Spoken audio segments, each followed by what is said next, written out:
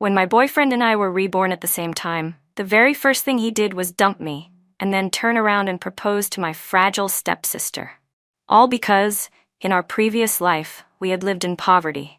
He blamed everything on me. Emily, he had said back then, I used to live in a villa and drive sports cars. If it weren't for marrying you and falling out with my family, I wouldn't have ended up penniless, living in a rented apartment and suffering like this. You owe me for the rest of your life. You deserve to be my servant. So this time, he thought that by getting rid of me, he could finally live comfortably. What he didn't know was that in just 6 months, his family would go bankrupt. My name is Emily West. I'm an illegitimate daughter with a biased father, a hypocritical stepmother, and a weak, pretentious stepsister.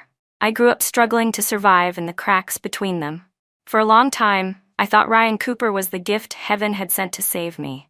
He was handsome, rich, and treated me so well it made my stepsister Lily burn with jealousy. Using my father's favoritism toward her, and knowing that the Cooper family elders liked her, Lily deliberately tried to drive a wedge between me and Ryan. "Aunt Cooper," she would say softly, "I know my sister's background isn't very respectable, but she's really trying her best. She's good at making people like her. I'm different. I'm not good with words, I'm slow, and I can't hide my feelings. It's natural that Ryan likes my sister more. As long as they're happy, I don't mind." I heard her say things like that every few days. Ryan's mother already disliked me, thinking I wasn't good enough for her son, and Lily's little performance only made her despise me more. Thankfully, at that time, Ryan was unwavering. No matter how his family pressured him to break up with me and marry Lily, he never wavered. He even fought with his family for me. But the price was that my father kicked me out of the house too. I still remember that night. It was pouring rain. My father threw me out along with my luggage. Lily cried in our stepmother's arms, pretending to be heartbroken, while my stepmother held her close, sobbing as if she were the one being wronged. My father didn't care who was right or wrong. He just pointed at my face and yelled, "Emily West, your sister has always been frail since she was little. She finally met someone she liked, and you had to steal him from her. Have you no shame? Ever since you were a child, you've bullied her, stealing her toys, tearing her dresses. I only let it go because your mother died early and no one disciplined you, but this time you've gone too far." But the truth was, it was Lily who had stolen toys and torn dresses. Yet after passing through my stepmother's lips, the story always became me bullying her.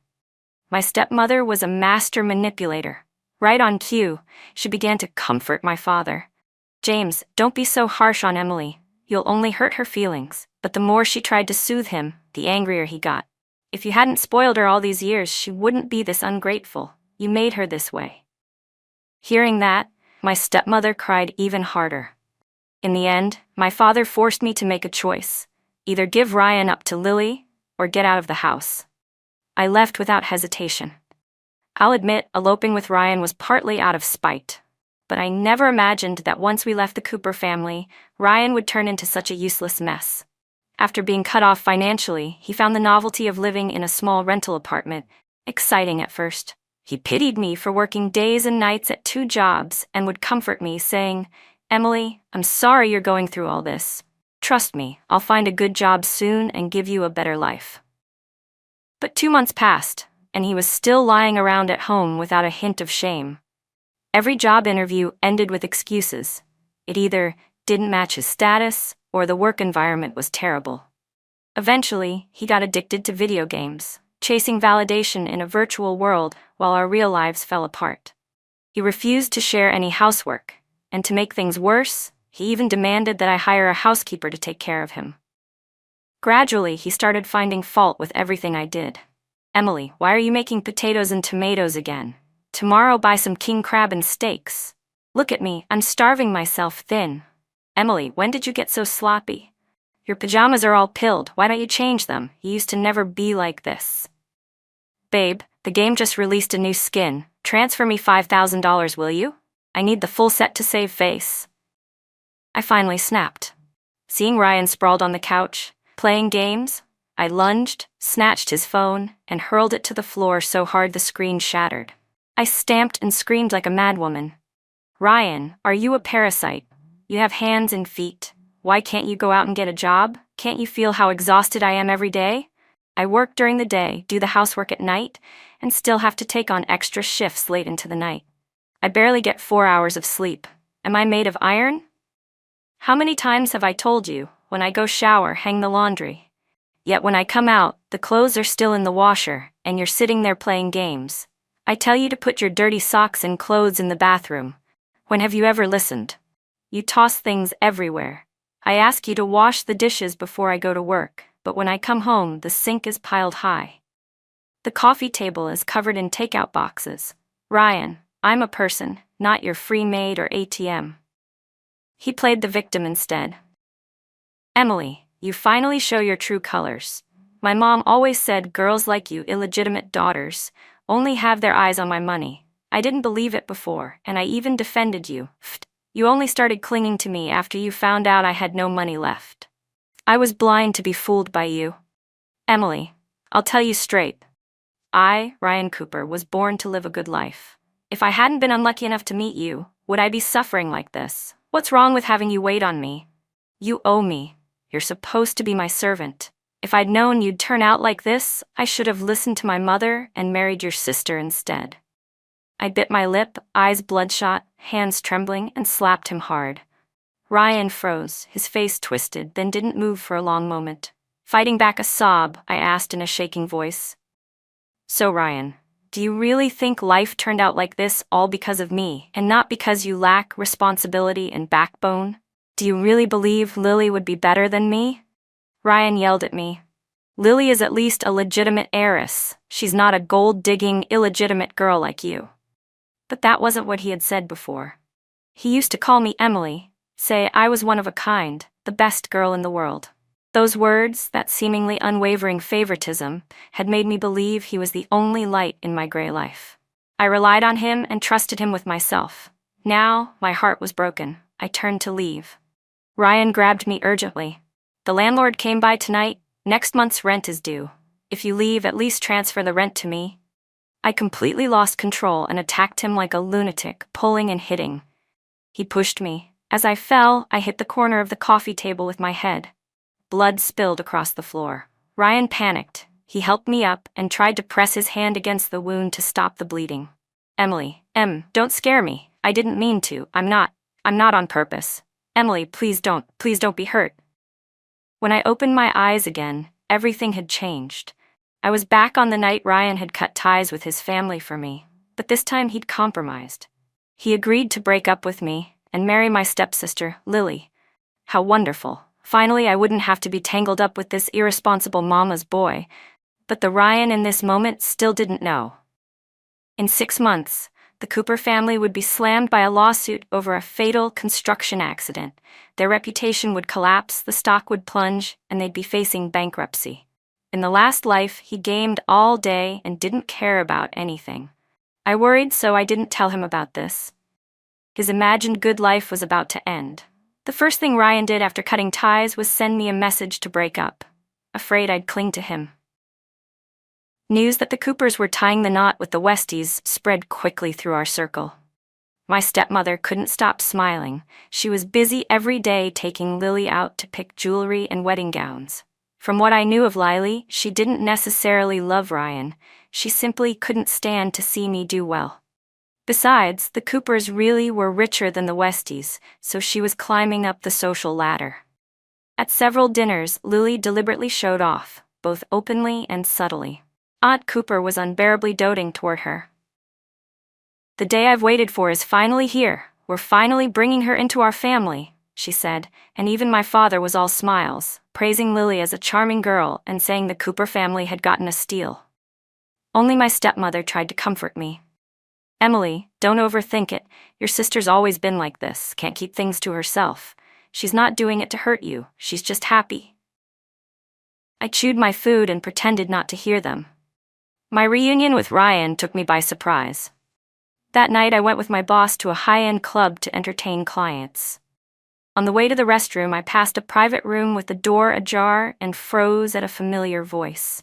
Ryan had clearly slipped back into his spendthrift lifestyle. One of the bottles the server had brought in was priced at 80,000. Laughter and lewd banter spilled through the crack in the door. A drunken voice asked Ryan, "Man, we don't get it. Why'd you all of a sudden settle down and pin things on Miss West?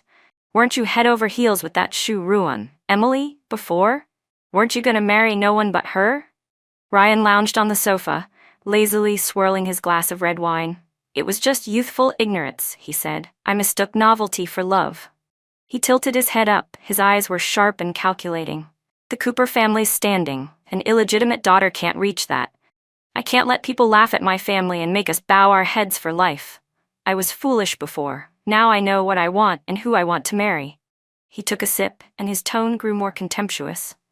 "Besides, someone like her, fine for a fling maybe, but who would actually marry her?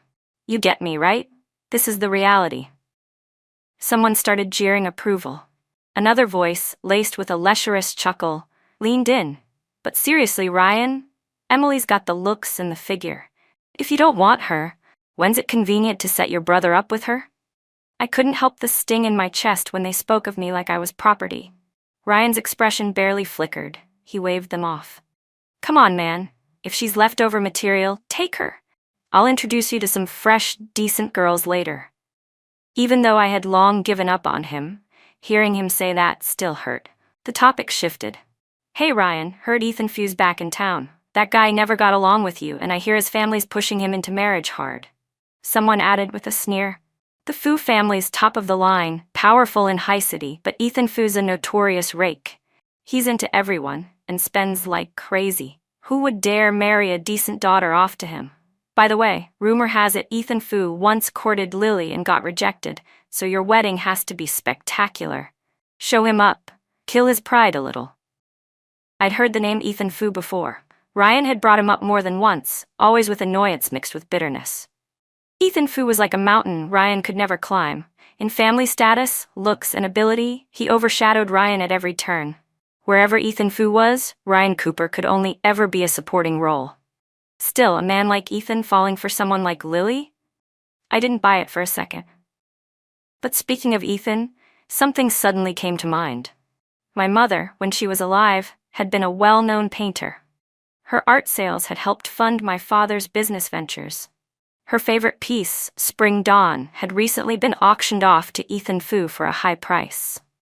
Unfortunately, since he'd been living abroad, I hadn't been able to reach him despite many attempts. As fate would have it, that very night, when I left the restroom, I ran right into Ethan standing by the door, talking on the phone. He was turned slightly away from me, tall and composed, his voice laced with frustration and defiance. "Listen carefully, old man," he said coldly. "If you keep forcing me to meet those women you picked out, I'll go register my marriage with the first woman I find on the street tomorrow. Let's see if the Fu family will accept that daughter-in-law." So the rumors were true. The relationship between father and son in the Fu family was hostile, and Ethan was being forced into arranged dates. He hung up abruptly and turned around, almost crashing right into me. His brows arched slightly, surprise flickering in his eyes. I steadied myself, suppressing the rush of emotions inside, and forced a calm smile. Stepping forward, I politely extended my hand. "Mr. Fu, hello. My name is Emily West, daughter of the West family. I'm sorry, I accidentally overheard your call." Ethan didn't move. His sharp fox-like eyes swept over me slowly, assessing from head to toe. I chose my words carefully and continued, "I heard you're looking for a girlfriend to deal with your family's pressure. Would I do?" He seemed intrigued, the corner of his mouth curling into a half-smile. "We could sign an agreement," he said lazily. "You can decide how long it lasts. I promise I won't bother you afterward, nor ask for any money. Everything can be put clearly in writing." My tone stayed calm and detached, as if we were discussing a business deal that had nothing to do with me. Ethan gave a low, amused laugh and suddenly stepped closer. His presence was overwhelming.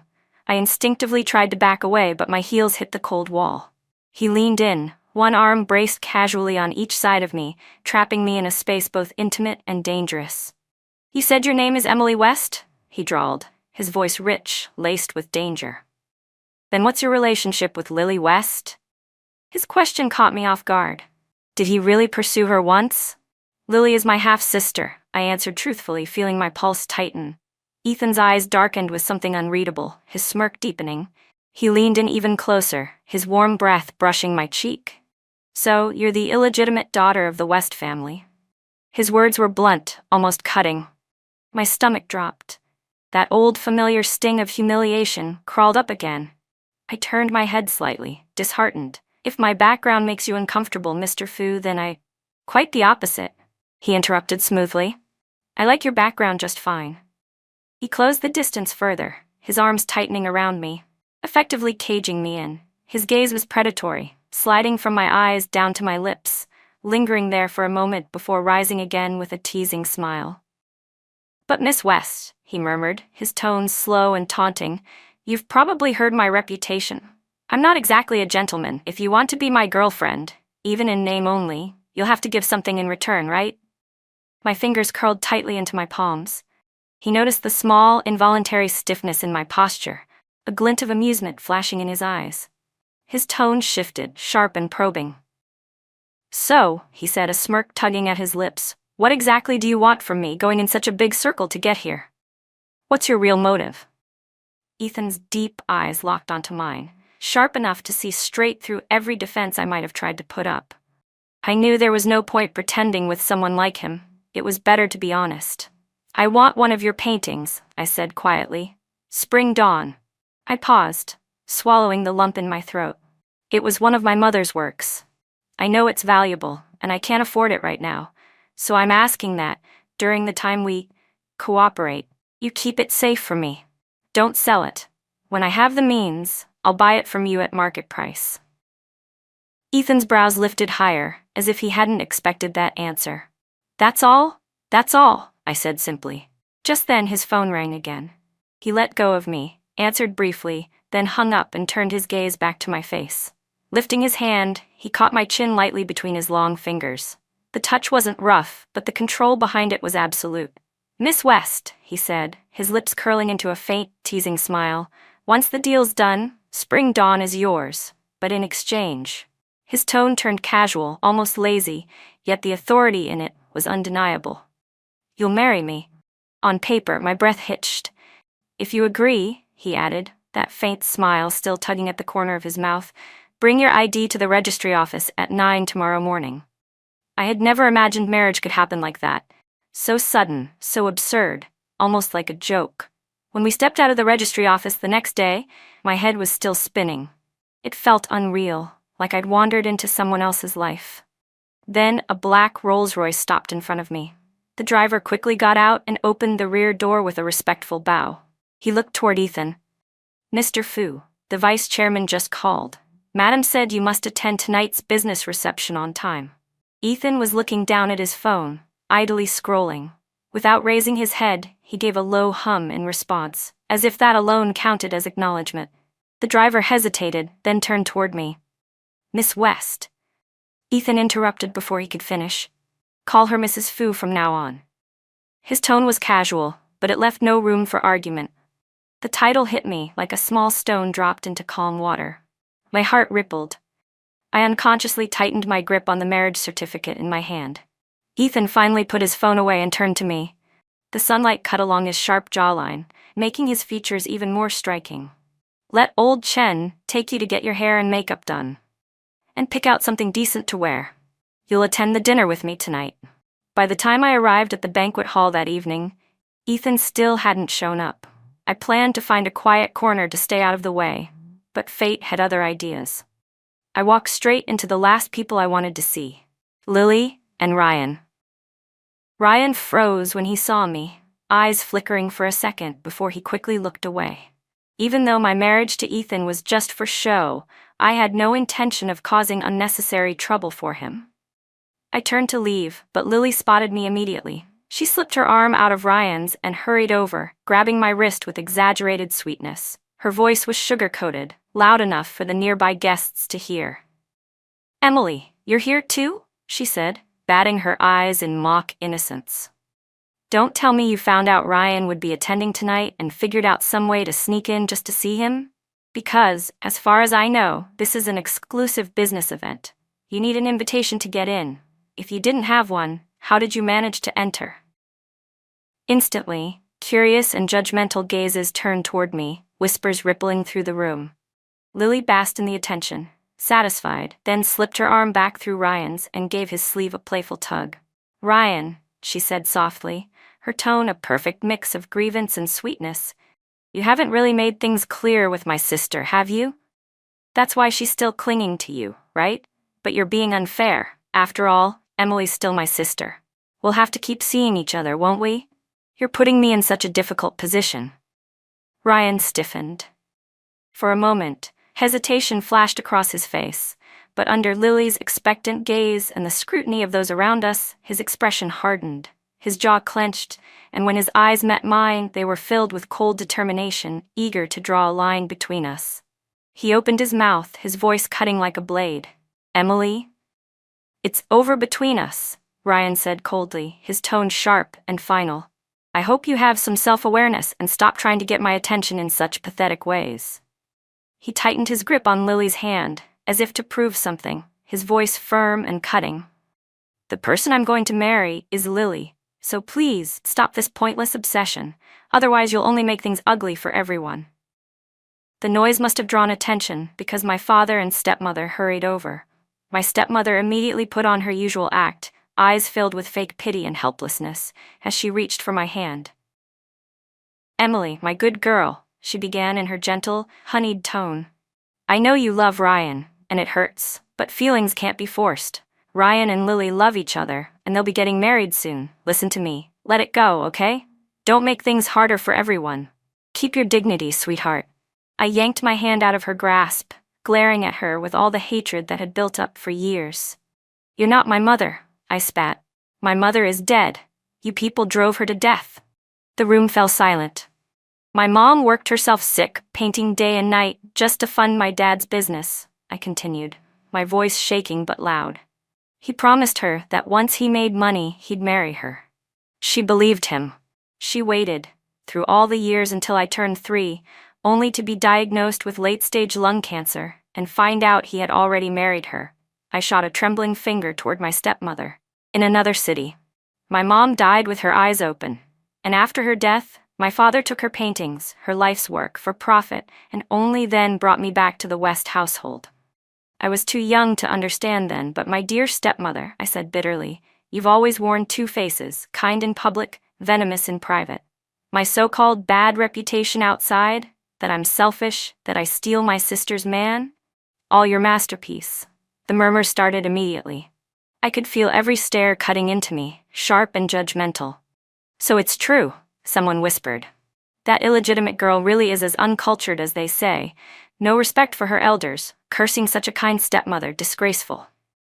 I heard she tried to seduce her own sister's fiancé, another voice added. Shameless. My stepmother seized the moment, pretending to wipe away tears. Please don't say that about her, she pleaded weakly.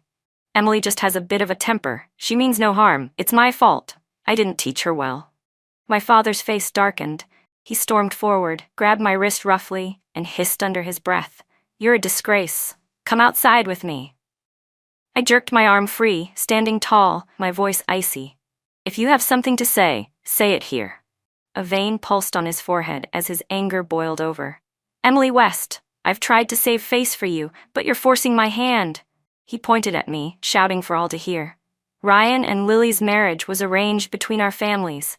It's already settled. Stop wasting your time. He swept his eyes across the crowd, raising his voice even louder, as if declaring it to the world.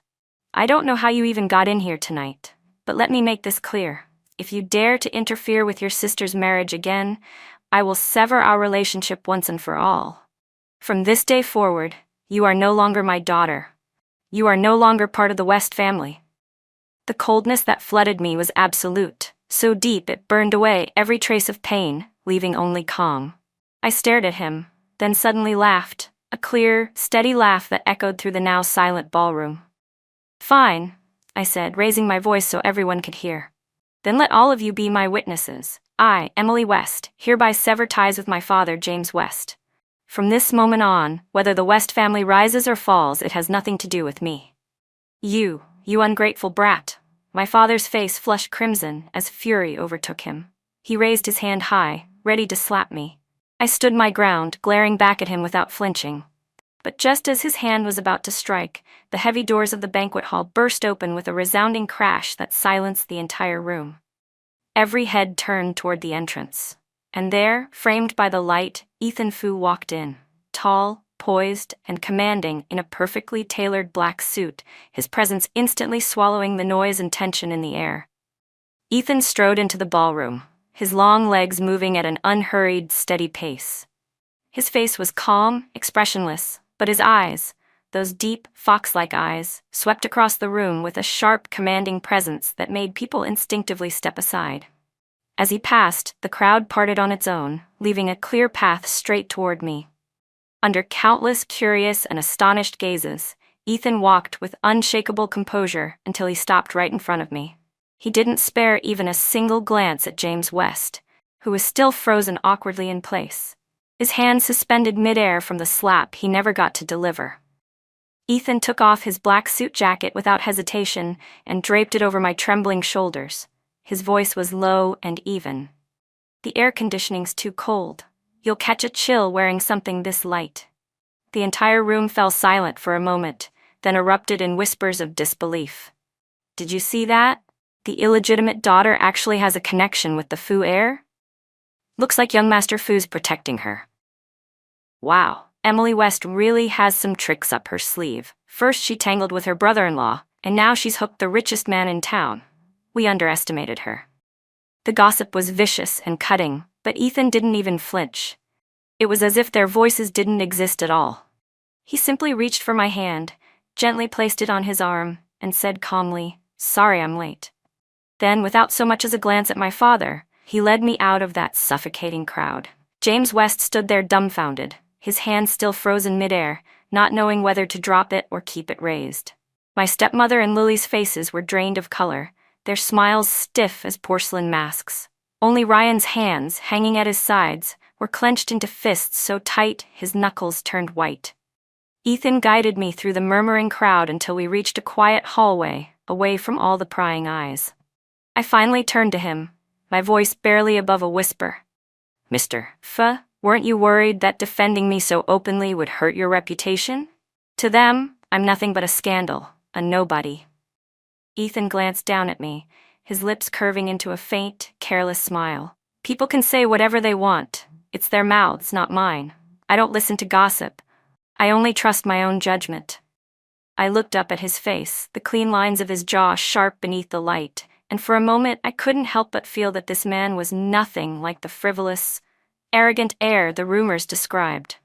After mingling for a short while, Ethan was called away by someone from his father's side, leaving me behind with instructions to wait. But he hadn't been gone long when Ryan appeared.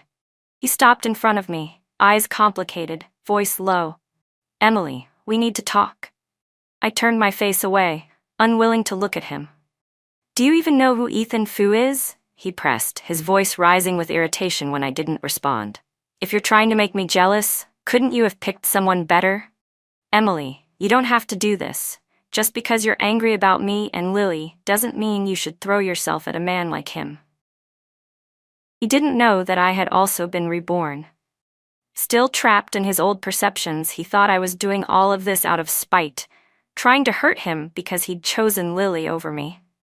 Ryan's tone grew harsher, his words dripping with contempt. "Do you even realize what kind of man he is? Ethan Fu, the heir to the most powerful family in High City.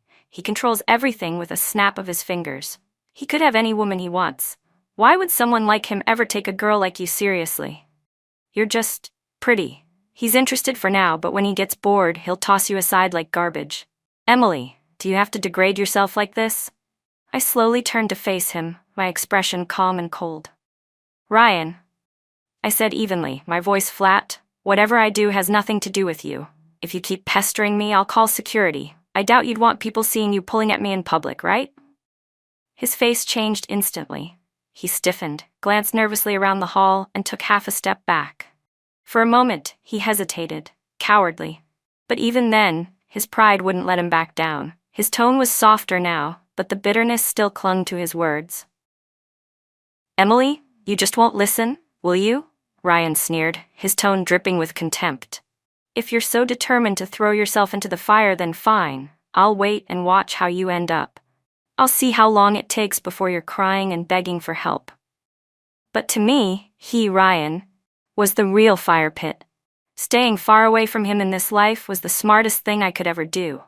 I waited for a long time, but Ethan still hadn't returned. Just as I began to wonder if I should go look for him, a well-dressed, middle-aged man approached me. He introduced himself politely as the Fu family's butler. "Miss West, Mr. Fu would like to see you." He led me into a private elevator that took us to the top floor. A plush carpet ran down the quiet hallway, leading to an ornate wooden door.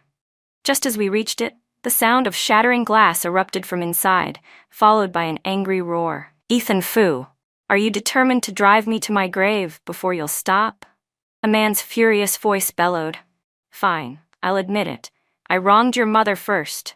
It's my fault she died, leaving you without a mother. But that's no excuse for your reckless behavior now. Marrying an illegitimate girl just to disgust me? How far will you go?" Only then did I realize the truth. Ethan's father had cheated on his mother and justified it as true love. The betrayal had devastated her so deeply that she developed severe bipolar disorder. When Ethan was only 3 years old, she had slit her wrists and died.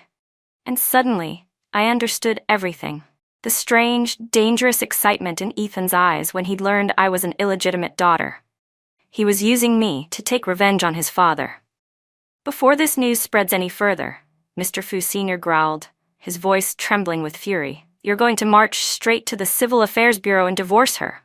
Do you hear me?" Ethan's response was a cold, disdainful laugh. "And if I refuse?" The butler knocked at that moment, then quietly opened the door and ushered me inside. The tension in the room was suffocating. Mr. Fu Sr. stood in the middle, face ashen with rage, his chest heaving. Ethan, on the other hand, leaned lazily against the sofa, exuding calm defiance. But when he saw me being led in, the smirk vanished from his face. "Who told you to bring her here?" he snapped at the butler. The butler lowered his head respectfully, glanced at the elder Fu, said nothing, and silently backed out of the room, closing the door behind him. Ethan strode over, grabbed my wrist and said sharply, "Get out." "Stay where you are," his father ordered sternly. His deep voice quivered slightly as he took a long breath, clearly struggling to contain his anger. Then his sharp gaze turned on me. "Miss West, is it?" he said in a stiff, polite tone. "I apologize for letting you witness this family matter. Because of certain disagreements between my son and me, he married you out of spite. But this marriage, without my approval, means nothing. So, I must trouble you to go to the registry office tomorrow and finalize the divorce with him." His tone was that of someone stating an absolute fact. "As for any damage this farce of a marriage has caused to your reputation or personal life, the Fu family will compensate you adequately. Name your price." Ethan spun around, his voice sharp as a whip. "I'll say this once more. Who I marry is my choice. You don't get to decide that for me. I came here today to inform you, not to ask for your permission." Mr. Fu's face went from pale to red, his chest rising and falling violently as he coughed, nearly collapsing backward onto the sofa. Just then, the door to the lounge burst open again. A well-dressed woman in elegant pearls rushed in, her face pale with worry. She didn't even look at Ethan or me. She went straight to Mr. Fu, clutching his shoulders and patting his back with trembling hands. "Ethan, please stop," she cried, her voice thick with tears. "Don't upset your father any further. The doctor said his heart can't take stress." Then she turned to Ethan, her expression pitiful, her tone pleading. "If you're angry, take it out on me. It's my fault. It's all my fault. Please, just don't make things harder for your father." I watched her carefully. Her delicate sobs, the perfectly timed tears, the gentle but manipulative look in her eyes, the fragile, submissive posture. Every detail reminded me of my own stepmother. At that moment, I finally understood Ethan's deep-seated hatred. And Mr. Fu's reaction? It was eerily, painfully similar to my father's. He gripped that woman's hand tightly, glaring at Ethan with eyes full of fury and disgust. His voice trembled with disappointment. "Don't waste your breath on him. He's a useless, ungrateful fool who'll never accomplish anything. Let him ruin himself. I'll just pretend I never had this son." I felt Ethan's hand suddenly tighten around mine, his fingers digging so hard into my skin that it hurt. His voice was cold, steeped in mockery. "If that's how you feel, then there's no reason for us to ever meet again. After all, when you die, your precious younger son will be there to carry your coffin. You won't be missing me." You unfilial brat." Mr. Fu's entire body shook with rage. He snatched up the redwood cane beside him and hurled it at Ethan with all his strength. In that moment, time seemed to stretch infinitely. For an instant, I wasn't standing in that grand study. I was a child again, watching my furious father raise a book from the table and throw it at me while my stepmother watched, feigning distress. And like Ethan now, I had stood there stubbornly, refusing to move or cry, even as my heart longed for someone, anyone, to love me fairly. So when that cane came flying toward him, I moved on instinct. I tore my hand free from Ethan's grip and stepped in front of him. In saving him, I was also saving the little girl I once was. The heavy cane struck my back with a sharp, sickening thud. Pain burst through me like fire, spreading fast and hot. My body lurched forward, but before I could fall, Ethan caught me. His arms were firm yet trembling slightly, panic flashing in his eyes. He pulled me tightly into his chest, holding me as though he couldn't quite believe what had just happened. Ethan carried me all the way out of that house. The night outside blurred past the car window in streaks of light. We sat on opposite sides of the back seat, neither of us speaking. My luggage had already been moved into Ethan's home, our marital residence, as written in the agreement. We were to live together for appearance's sake. He stayed upstairs in the master bedroom. I took the guest room on the first floor. When I finally looked at myself in the mirror, a deep bruise had spread across my lower back, swollen and angry. I tried to reach around to apply ointment, but the pain was too sharp, my hands trembling uselessly. A knock came at the door. I pulled my robe tighter and opened it. Ethan stood there, tall and composed, the hallway light outlining his lean figure. In his hand was a small white tube of ointment. His gaze met mine, steady, never wandering lower. "I had the driver buy this," he said, his voice quiet but deep in the stillness of the night. "They say it works well for bruises." He paused, then added softly, "If you can't reach your back yourself, I can help." I hesitated for a moment before stepping aside to let him in. The air between us felt delicate, thick with something unspoken. I sat at the edge of the bed, turning my back to him, and gently pulled one side of my robe down to reveal the bruise. I could feel his eyes on my skin, focused, careful, but without a trace of impropriety. His fingertips, cool with ointment, moved with painstaking gentleness. Every touch was measured, deliberate, respectful. He didn't glance anywhere he shouldn't. The man behind me was nothing like the careless playboy the rumors painted him to be. The silence stretched between us, broken only by the sound of our breathing and the soft movements of his hands. "You don't ever have to shield me again," he said quietly. I pulled my robe back up and turned to face him. "I didn't do it for you," I said evenly. "I did it for the little girl I used to be. The one no one ever protected. The one who was treated unfairly and had no choice but to stand her ground." Ethan fell silent. His eyes stayed on mine, deep and conflicted, shadows of emotions I couldn't read flickering inside them. I gave a faint, bitter smile. "I guess we're not so different, you and I. We both had fathers who chose favorites, and stepmothers who knew how to act for an audience. But at least your mother once had a name, a rightful place. My mother gave everything she had, and still died nameless. She couldn't even close her eyes in peace. And now her daughter's the bastard she left behind." My tone was deliberately light, but the bitterness in my chest ran bone deep. Ethan said nothing. He just looked at me quietly, his silence heavier than words. The wind ruffled the fringe of his hair, making the emotion in his eyes even harder to read. After that night, Ryan disappeared completely from my life. For the first time in a long while, I finally enjoyed a stretch of calm. I poured all my energy into my studio. I had loved painting since I was a child. My mother's artistic talent ran in my blood. Opening an art studio and holding exhibitions had always been my dream. In my past life, I had given it up out of financial desperation, and because of Ryan. But in this life, I was living for myself alone. Recently, one of my pieces caught the attention of a well-known collector in the industry. During an interview, he mentioned my work specifically, which brought me a wave of recognition and new opportunities. For the first time, the studio was thriving, finally finding its rhythm. Around the same time, news of Lily and Ryan's wedding flooded the internet. Their grand ceremony dominated headlines. 7 out of the top 10 trending topics were about them. Out of curiosity, I opened a photo from the event.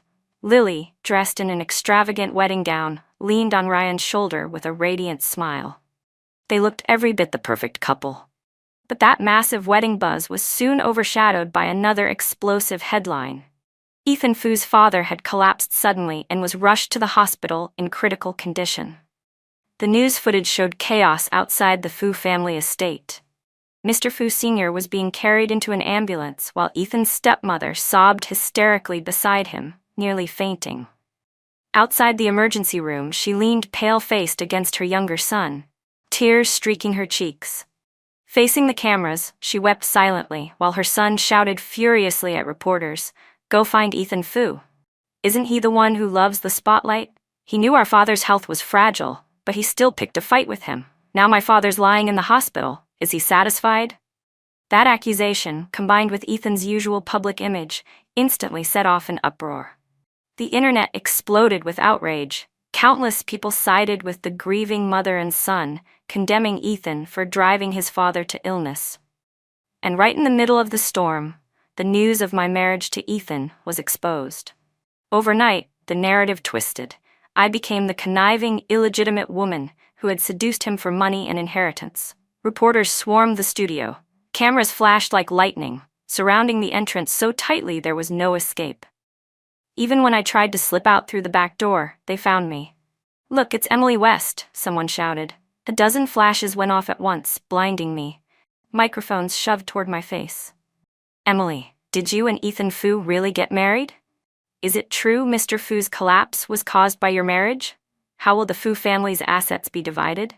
When Mr. Fu was hospitalized, witnesses say Ethan was partying at a nightclub with several women. Is that true?" They pressed closer until I was cornered against the wall. I had nowhere to go. So I reached forward, grabbed one reporter's microphone, and calmly read her badge. "Reporter Wang Ying," I said evenly, "did you personally see Ethan at that nightclub?" Her eyes flickered. "I didn't, but," I cut her off, my gaze sweeping over the crowd. "Then why report it as fact? As journalists, isn't your duty to seek truth and serve the public? Or do you just fabricate stories for clicks?" A sharp voice rose from the crowd. "Then why wasn't Ethan at the hospital while his father was being treated?" "Because he doesn't need to put on a performance to earn sympathy," I said without hesitation. Immediately, someone latched onto my words. "Are you implying that Mrs. Fu and her son are faking it for attention?" I gave a faint smile. "Those were your words, not mine." When they couldn't get a reaction out of me, they shifted tactics. "If that's the case, why attack your marriage? The internet says you and Ethan were never legally married, that you spread the rumor yourself to pressure him into acknowledging you, hoping to marry into the Fu family and seize the inheritance." I kept my tone steady. "Ethan and I have a confidentiality agreement. Our marriage wasn't meant for public disclosure." My silence only emboldened them. They pressed harder, their questions growing sharper, their voices rising. I could feel the heat of the cameras closing in, the weight of the crowd suffocating. I took a step back, then another, until I had nowhere left to retreat. And then, from behind the sea of reporters, a clear, steady male voice cut through the chaos. "Who said we're not married?" The noise stopped at once, heads turned. The crowd parted instinctively, making way. Ethan appeared, walking toward me through the press of people, his driver shielding him from the jostling reporters. The setting sun poured through the glass doors behind him, outlining his tall frame in golden light like a silhouette carved from strength. Every camera lens focused on him as he reached me. Without hesitation, he slipped an arm around my shoulders, pulling me close. His hand rested lightly but firmly on my back, a silent gesture of reassurance. I looked up at him. He met my gaze, his voice calm yet powerful enough to silence the chaos around us. "Emily West is my wife, legally and rightfully married to me," Ethan said, his calm, steady voice carrying clearly over the noise. "She is the lawful young madam of the Fu family, recognized by the Civil Affairs Office."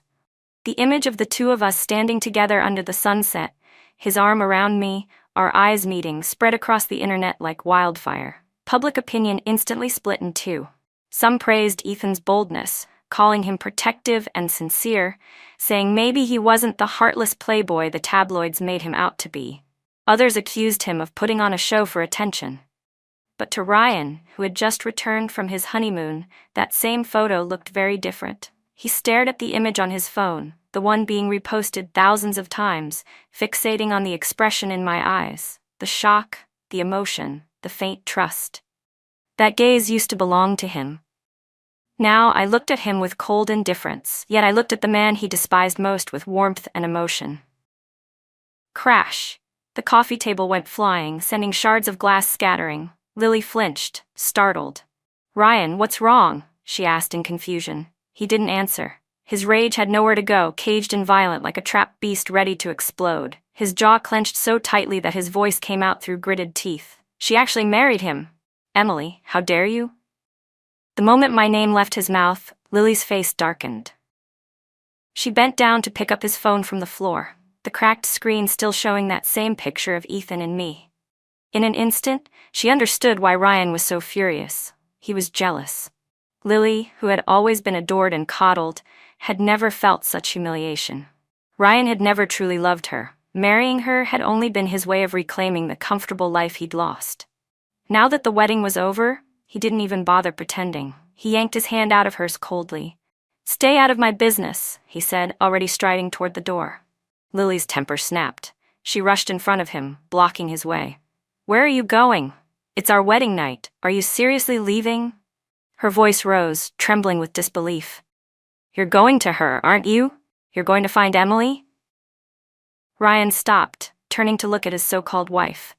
His eyes were icy, full of warning and impatience. "Where I go is none of your concern," he said flatly. "From now on, Lily, stay put in the Cooper house. Play your part as the respectable Mrs. Cooper. Everything else, stay out of it, understand?" She stood there shaking, her face contorted with fury as he walked out without a backward glance. Then, choking on rage and humiliation, she screamed after him, "You bastard!" After I moved into Ethan's house, I gradually got to know his driver, an older man with a gentle way of speaking. Through him, I began to learn about sides of Ethan that no one else ever mentioned. Every year, he made anonymous donations to orphanages and nursing homes. He loved animals, often volunteering at shelters for strays. He regularly donated to programs for the disabled, the elderly, and children left behind in rural areas, and he personally visited them whenever he could. He was also passionate about photography. Some of his works had even won awards, though few knew they were his. None of these good deeds were public knowledge. Yet, every rumor and scandal the media printed about the Fu family somehow ended up tied to his name. His younger brother got a woman pregnant, it was blamed on Ethan. His brother got into fights and gambling debts, it was blamed on Ethan. He tried explaining at first, but his father never believed him. Over time, the disbelief hardened into indifference, and Ethan gave up defending himself. The more people smeared him, the less he cared. If his father despised something, Ethan made a point of doing it, almost out of spite. Their relationship had long been hanging by a thread, and this time, that fragile bond finally snapped. Ethan's father didn't survive. He passed away in the ICU. The day of the funeral, Ethan didn't attend. The media called him unfilial. The internet tore him apart.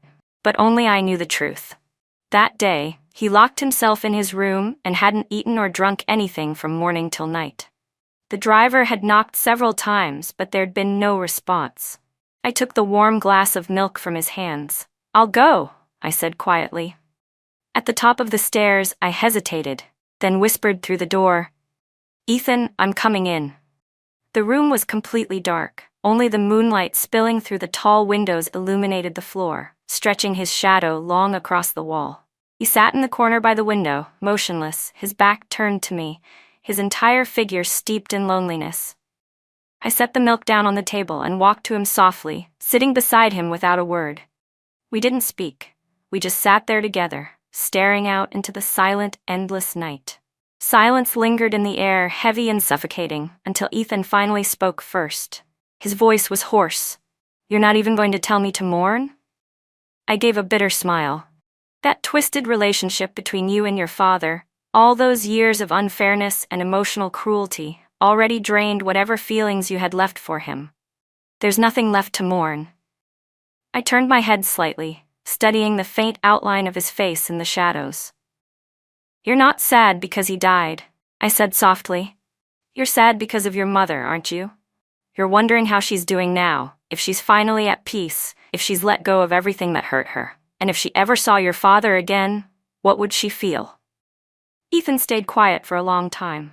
When he finally spoke, his voice was thick, nasal, trembling. My mom, she was terrified of pain, but she still chose to slit her wrists. She stayed conscious the whole time, just lying there, watching her blood drain away. His voice broke, his shoulders began to tremble, his head bowed lower and lower. I thought, when he died I'd be glad, he whispered, that it would be his punishment, his karma. But I looked at his shaking shoulders and didn't try to comfort him with empty words. Instead, I quietly leaned closer, resting my shoulder against his. Ethan's head dropped gently onto me, his weight warm and heavy. Our mothers, I murmured, they were both good women, too good for the lives they were given. I hope, wherever they are, they've found peace, and someone who truly cherishes them in their next life. At that moment, a faint breeze slipped through the narrow window crack, brushing across the old wind chime hanging by the glass door. Its soft, crystalline notes rang through the stillness, clear, lingering, and hauntingly beautiful. 2 months after Ryan and Lily's grand wedding, disaster struck the Cooper family. A major construction project their company had built collapsed due to substandard materials, killing 3 workers. The scandal spread like wildfire. Competitors seized the opportunity to expose other hidden dealings, and soon every buried secret of the Coopers was dragged into the light. Ryan's father was taken away for investigation. The company's stock plummeted overnight, and bankruptcy followed, leaving them buried under massive compensation debts. Ryan couldn't accept it. He had cut me off, humiliated me, chosen his perfect life, and yet he still couldn't escape ruin. It didn't make sense to him. As for Lily, her dream of becoming a wealthy socialite barely lasted 2 months before crumbling. Unable to face the reality of financial ruin, she cried and screamed daily, demanding a divorce. My father, ever the opportunist, rushed to retrieve her from the Coopers' mansion, publicly severing ties to their downfall. When I saw Ryan again, the Coopers had already been declared bankrupt. His marriage was over. He was drunk, reeking of alcohol, unshaven and disheveled. When he showed up at my studio, the moment he saw me, he staggered forward and grabbed my wrist in a desperate grip. His glassy eyes were wild, confused. Why? He slurred. Why did it still turn out like this? It wasn't supposed to be like this. It wasn't supposed to be. He rambled, lost in his delusions, his words breaking apart. Then suddenly, he looked at me with an almost pitiful tenderness, his voice trembling. Emily, I never forgot you. I never loved Lily. I only married her because I thought it would make life easier. He kept talking, incoherent, pleading. I had this dream, a long one. In it, we ran away together. We were broke, always fighting, always blaming each other. I was scared we'd end up like that again. That's why I left you. You have to believe me. Watching him unravel, clinging to his self-deception, I no longer bothered to pretend. My voice was calm, cutting through the chaos. Ryan, I said, that wasn't a dream. That was our last life. He froze. His drunken gaze sharpened in an instant, disbelief washing over his face. The emotion, the guilt, the sorrow, all drained away, replaced by shock. I held his gaze, speaking each word clearly. From the moment you decided to marry Lily, I knew it. You were reborn too. For a long moment, Ryan just stared at me, his face pale, his expression vacant. Then slowly his features twisted in rage, the drunken haze vanished, replaced by fury. So, Emily, he shouted, his voice cracking, this was your plan all along? You never intended to be with me again, did you? You knew the Coopers would go bankrupt from the start. So that's it, huh? Ryan's voice trembled with anger. You turned around and chose someone richer? Ethan Fu. That's what this was all about, wasn't it? I didn't bother arguing. My tone was cold, detached. Ryan, whether in the past or in this life, the ending was always going to be the same. You brought this on yourself. You've always wanted something for nothing. But shortcuts never lead anywhere good. Just then, Ethan's car pulled up smoothly by the curb. I opened the door and slid inside without hesitation. Ryan, red-eyed and furious, tried to rush after me, but Ethan's driver stepped out quickly, blocking his path. The car glided away, leaving him standing on the street, drunk, desperate, and utterly lost. When we arrived at the Fu family estate, the atmosphere was heavy. Ethan had sent the driver to pick me up because his father's lawyer had announced the reading of the will. All family members were required to attend. In the grand living room, tension hung thick in the air. Ethan sat in the main seat, calm and composed. Across from him were his stepmother and her son, both wearing smug, expectant smiles, as though victory was already theirs. I quietly took a seat beside Ethan. The lawyer broke the seal on a thick envelope and began to read aloud. But when he announced that all corporate shares would go to Ethan, the stepmother's smile froze. And when the lawyer continued, explaining that the family estate would be divided at an 80-20 ratio in Ethan's favor, she shot to her feet, face pale with disbelief. "Impossible," she screamed. "This will is fake." Her voice was shrill, accusing. "You must have tampered with it, Ethan." Even Ethan looked taken aback. He frowned, glancing at the lawyer with genuine confusion. The lawyer adjusted his glasses and said evenly, "Mr. Fu, this is your father's handwritten letter, left to you before his death." Then he began to read. The letter revealed the truth Ethan's father had buried deep for years. He had never stopped caring for his eldest son. On the contrary, his strictness came from high expectations and guilt. He admitted that he had wronged Ethan's mother and that remorse had followed him for the rest of his life.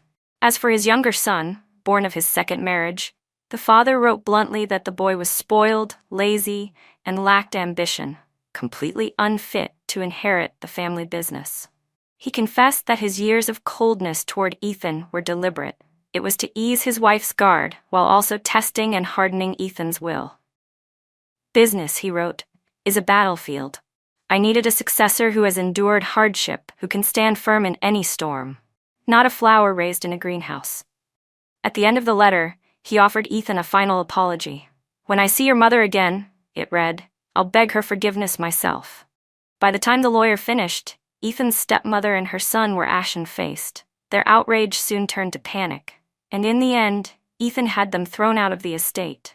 With their departure, the bitter grudges of the previous generation finally came to an end. On my 26th birthday, I held my first solo art exhibition. The response exceeded every expectation. Critics and collectors alike praised my work. Even after the last guest had left, I couldn't bring myself to leave. Alone in the quiet hall, I walked slowly from one painting to the next, my steps echoing softly against the marble floor. And then, my breath caught. Hanging in the center of the exhibition, under a soft spotlight, was Spring Dawn, my mother's final masterpiece. For a moment, I just stood there, frozen. Joy swelled inside me, wave after wave, until it hit me. This painting was the reason I had first approached Ethan all those months ago. That night at the club, I'd stopped him, offering myself in exchange for this one piece of my mother's legacy. He had promised then that when our contract ended, Spring Dawn would be mine, which meant our arrangement was officially over. A dull ache bloomed in my chest, subtle but deep. Over these past 6 months, the boundaries between us had blurred. Little by little, I had come to love the quiet ways he cared for me, the cup of hot coffee he'd wordlessly hand me while I painted, the car waiting outside the studio on rainy days, the clumsy but heartfelt bowl of noodle soup he made when I was sick. He never said much, but everything he did spoke of quiet tenderness. "Your eyes are red," came his voice suddenly, soft and close beside me. "Have you been staring at the paintings too long?" Or, I turned around, startled, and before I could wipe it away, a tear slipped down my cheek. He noticed. His brow furrowed slightly as he stepped closer, holding something in his hand, the contract we had signed months ago. Without a word, under my gaze, Ethan tore it neatly in two. Then again, until the pieces fluttered to the floor like falling snow. "It's over," he said quietly. I nodded, but my heart felt anything but done. I forced myself to sound calm. "Yeah," I said softly. "Mr. Fu's gone now. Everything in the Fu family is back on track. Our fake marriage doesn't really serve a purpose anymore." My eyes drifted toward Spring Dawn, my mother's painting, glowing under the gallery lights. I smiled, trying to keep my tone light. "This piece is worth at least $5 million now. I'd say I didn't lose out too badly. Inside, my palms were clenched so tightly they hurt. Still, I smiled. You can decide when to finalize the divorce. I'll cooperate whenever you're ready. But Ethan only gave a quiet laugh. Forget the paperwork, he said. Getting remarried would be too much trouble later. Before I could process what he meant, he reached into the inner pocket of his suit and took out a small box. Inside was a ruby ring that shimmered under the light. This belonged to my mother, he said softly. She told me to give it to my future wife. His voice was steady, but his eyes, deep, dark, full of emotion, held something that made my heart race. So Emily West, he continued, I'd like to make you another offer. My breath caught. What kind of offer? He smiled faintly. My life, in exchange for yours. Will you take the deal? For a moment, I couldn't move. Then a laugh escaped me, half sob, half disbelief. But the longer I laughed, the harder it became to stop the tears from falling. Putting on a brave smile, I held out my right hand. The ring's beautiful, I said, voice trembling. Maybe I should try it on for a few days. Ethan's hands were shaking slightly as he took mine. Slowly, carefully, he slid the ruby ring onto my finger. I watched him, tears blurring my vision, my heart swelling with a mix of joy and peace. And then, without thinking, I threw myself into his arms. He caught me tightly, lifting me off the ground and spinning me around with unrestrained laughter. Behind us, the sunflowers in spring dawn seemed to glow brighter in the sunlight, smiling with us. The West family's downfall came soon after, dragged down by the collapse of the Cooper Company. My father, desperate for help, came to the Fu residence, pretending affection and humility. He smiled obsequiously and begged Ethan for financial aid. Ethan refused without hesitation. I stood beside him, my voice calm but firm. I already announced publicly that I severed ties with you, remember? Whatever happens to the West family has nothing to do with me. My father's face twisted with anger. Ungrateful girl, he shouted before the Fu family's security guards escorted him out. Having lost everything, he sold Lily off to a crippled young heir in exchange for a hefty dowry. Lily reportedly starved herself several times in protest, but in the end she still married him. After the wedding, she lived under her mother-in-law's constant scorn, enduring endless humiliation. My stepmother's health declined rapidly from the stress. Word eventually spread that she'd had a stroke and was bedridden. As for Ryan, karma finally caught up with him. He'd never had any real skills, just arrogance and laziness. When the Cooper name still meant something, he was surrounded by hangers-on and flatterers. But once the family fell, everyone disappeared. He couldn't even find a job. He came to my studio several times, drunk and disheveled, blocking the entrance to beg me for forgiveness. Emily, I'm sorry, he said, voice breaking. I was wrong. I'll change, I swear. Please come back to me. I'm so lost, so alone. My dad's in prison, my mom cries every day. I need you, Emily. Don't leave me. I know you don't really love Ethan. Please, come back. I looked at him quietly, then reached into my bag and handed him a folded medical slip. Congratulations, Ryan, I said evenly. I'm going to be a mother. After that day, he never came again. Later, gossip spread that Ryan had tried to pursue Lily again. Out of curiosity, Ethan had someone look into it and discovered that the rumor had been started by Lily herself. But during that same investigation, Ethan came across a photograph taken years ago at my family home. I was in the corner of the frame, young, defiant, my chin lifted just slightly. He told me later, the first moment I saw that photo, I couldn't look away. That girl's eyes, they reminded me of myself. I smiled at him, teasing gently. So, Ethan Fu, you fell in love with me at first sight? He chuckled. Something like that, he said softly. Yeah, I guess I did. Years later, as sunlight spilled into my studio, I stood before Spring Dawn, the painting that had started it all. Behind me, Ethan's arms slipped around my waist, his familiar warmth anchoring me to the moment. The past, with all its pain and chaos, had finally settled into quiet peace. We'd both lost too much, fought too hard, but somehow found each other at the end of it all. I turned to him and smiled. We made it. He kissed my forehead, whispering against my skin, this time for a lifetime. And outside the window, the sunflowers in bloom turned their faces toward the light, just like us.